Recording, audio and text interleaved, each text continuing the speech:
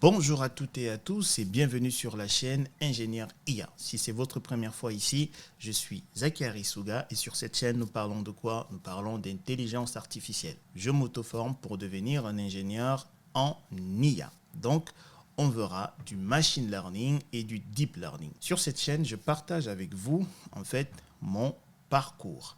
Donc pour le moment, on travaille encore sur le langage Python. Sur la chaîne, vous avez une playlist de toutes des vidéos que je poste. Donc les vidéos sont numérotées pour vous permettre de mieux suivre mon évolution.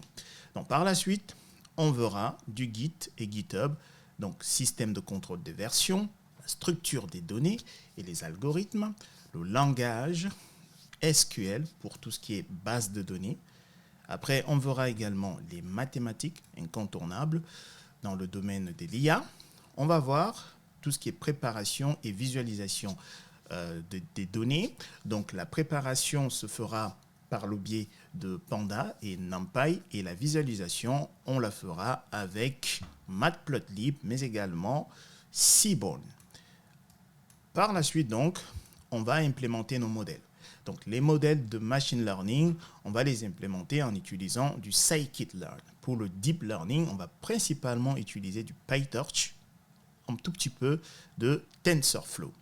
Maintenant, pour permettre aux utilisateurs d'interagir avec nos modèles, on va utiliser du Streamlit. Du coup, les gens pourront en fait interagir avec nos modèles. Par la suite, on verra Docker.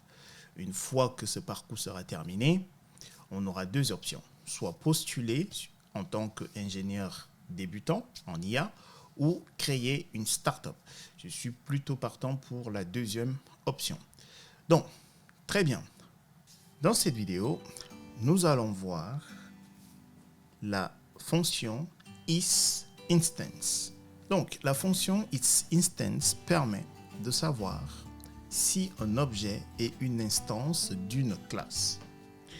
Et en fait, le but de cette vidéo, c'est de vous démontrer une fois de plus en fait que tout en Python est un objet.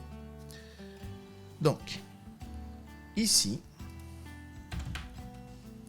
ce qu'on va faire, c'est on va commenter ces deux lignes-là, les deux prints.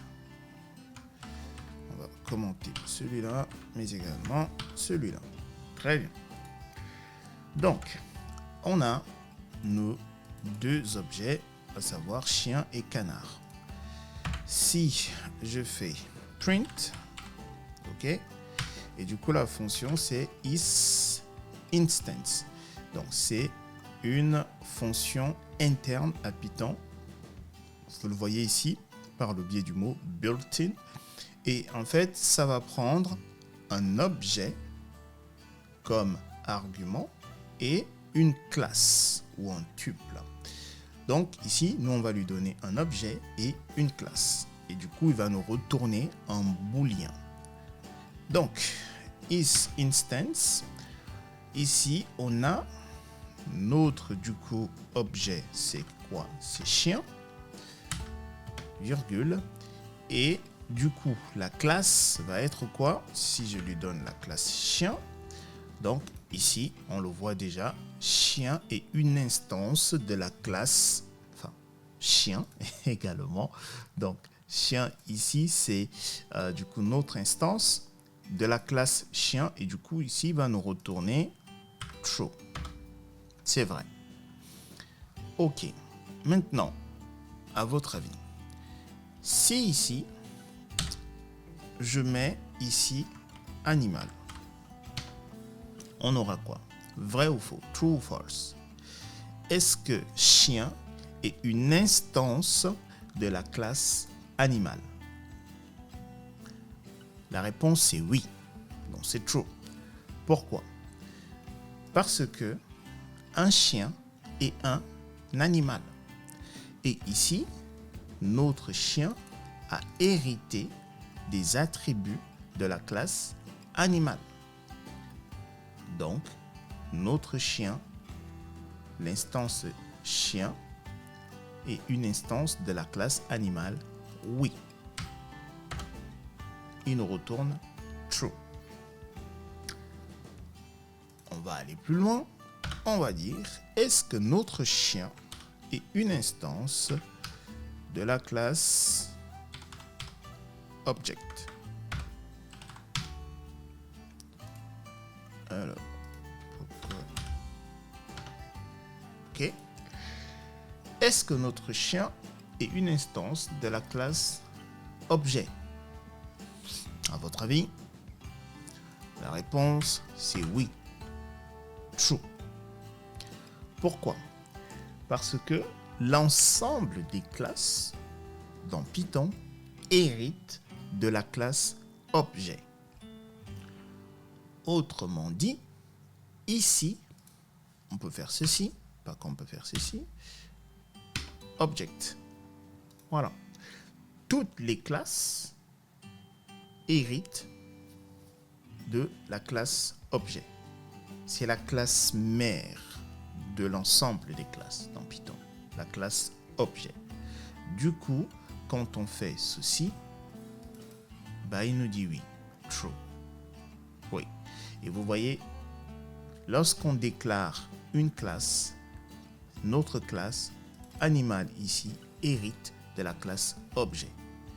Pareil, si vous vous souvenez dans les précédentes vidéos, lorsqu'on faisait par exemple classe et qu'on déclarait par exemple une classe personne et qu'on faisait 2 points, normalement, on aurait dû faire ceci, hérite de la classe Objet.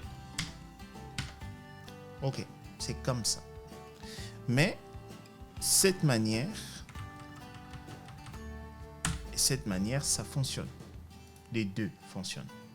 Mais si on veut véritablement être puriste, c'est comme ceci qu'il faut réellement déclarer nos classes. Oui.